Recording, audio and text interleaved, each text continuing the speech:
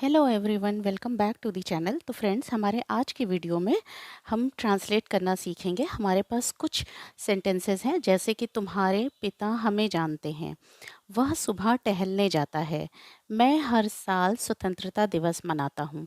इन सब सेंटेंसेस में एक बात कॉमन है, जैसे कि ये लगा हुआ है, लास्ट में है और हूँ। तो इनसे ये पता चलता है कि ये प्रेजेंट टेंस का सेंटेंस है। ठीक है। दूसरी चीज़ ये है कि यहाँ पर जो है, ये वर्ब में, क्रिया में जो लास्ट में ये देखो आ रहा है, जानते हैं, जाता है, मनाता हूँ, करता है ना। लास्ट में क्या आ रहा है? ता। यहाँ पे भी ता, यहाँ पे भी ता, यहाँ ते। तो ते, ता, ते पे जो ख़त्म होते हैं जो सेंटेंसेस, जिनमें क्रिया में लास्ट में ता ते ती आता है, वो जो है प्रेजेंट इंडेफिनिट टेंस के सेंटेंस होते हैं। तो प्रेजेंट इंडेफिनिट टेंस के सेंटेंस की पहचान आपको मैंने बता दी। अब हमें ट्रांसलेशन शुरू करना है। तो यहाँ पर जो है हमारे पास क्या है, तुम्हारे पिता हमें जानते हैं, ये सेंटेंस है। अब हम आइए इसका ट्रांसलेशन करना सीखते हैं। तो तुम्हारे पिता, यहाँ पे सब्जेक्ट क्या हो गया? तुम्हारे पिता। तो हम तुम्हारे पिता की इंग्लिश लिखेंगे योर फादर। ठीक है।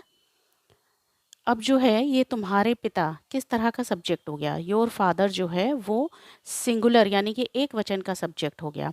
तो इसमें प्रेजेंट इंडेफिनिट टेंस में जो है सब्जेक्ट के तुरंत बाद हम वर्ब की फर्स्ट फॉर्म लगाते हैं, और अगर सिंगुलर सब्जेक्ट होता है तो हम वर्ब की फर्स्ट फॉर्म के साथ एस या ई एस लगाते हैं। तो यहाँ पर क्या है कि जानते हैं कि इंग्लिश क्या होती है? नो। तो यहाँ पर क्या है, ये सिंगुलर सब्जेक्ट है। ठीक है, एक वचन का सब्जेक्ट है। तो यहाँ पर क्या हो जाएगा? नोज। ठीक है। फिर किसे जानते हैं? हमें जानते हैं। तो हमारे लिए क्या हो जाएगा यहाँ पर? अस। अस की इंग्लिश क्या होती है? हमें, है ना। तो योर फादर नोज अस। ठीक है। अब क्या है? वह सुबह टहलने जाता है। तो वह सब्जेक्ट ही हो गया, ही हो गया, वह की इंग्लिश ही। तो ये ही भी जो है वो क्या है? सिंगुलर सब्जेक्ट है। ठीक है, एक वचन का सब्जेक्ट है। तो यहाँ पर क्या हो जाएगा? जाता है। तो यहाँ पे गो हो गया, और यहाँ पर चूंकि ये सिंगुलर का सब्जेक्ट है तो यहाँ वर्ब में ई एस लग जाएगा। He goes. कहाँ जाता है? सुबह टहलने जाता है। तो for, preposition for a walk. कहाँ, कब हो जाता है? In the morning. Morning. He goes for a walk in the morning. मैं हर साल स्वतंत्रता दिवस मनाता हूँ। अब यहाँ पर जो करता है सब्जेक्ट जो है वो क्या हो गया? आई। तो यहाँ पर ये आई सब्जेक्ट हो गया। ठीक है। आई के साथ जो आई है, वी है, दे है, और प्लूरल सब्जेक्ट्स हैं, उनके साथ क्या होता है कि वर्ब की फर्स्ट फॉर्म के साथ एस या ई एस नहीं लगता है, वर्ब की सिर्फ फर्स्ट फॉर्म लगती है। तो मनाता हूँ, किसी भी फेस्टिवल को मनाने के लिए हम क्या यूज़ करते हैं? सेलिब्रेट। आई सेलिब्रेट क्या चीज़? Independence day. तो इंडिपेंडेंस डे,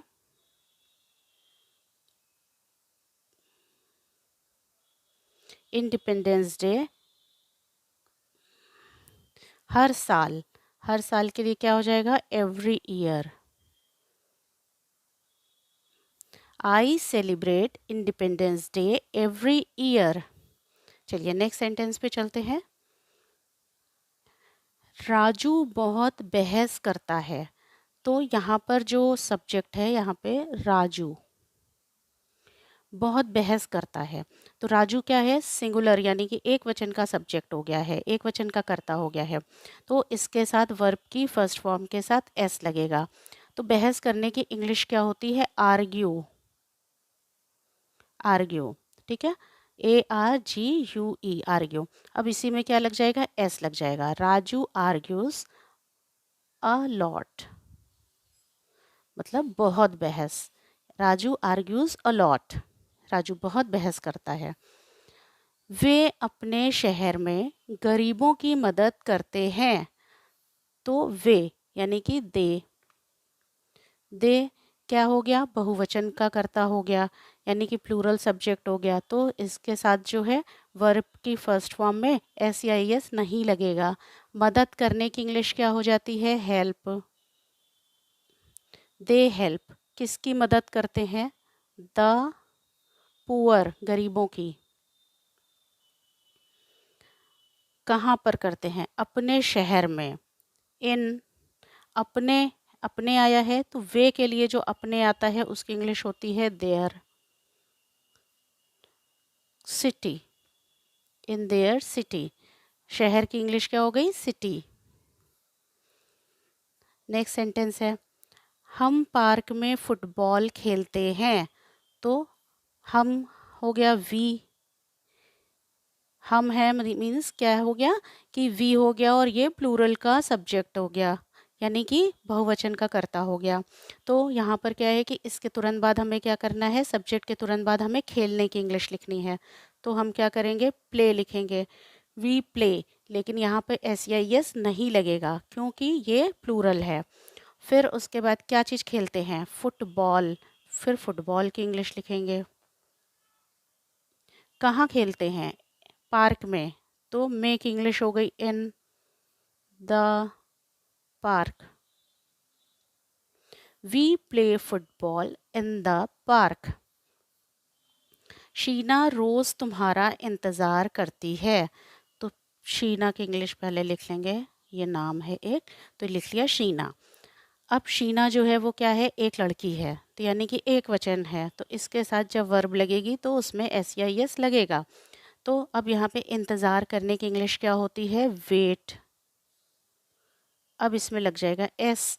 शीना वेट्स किसका करती है, तुम्हारा इंतज़ार करती है, तो फॉर यू।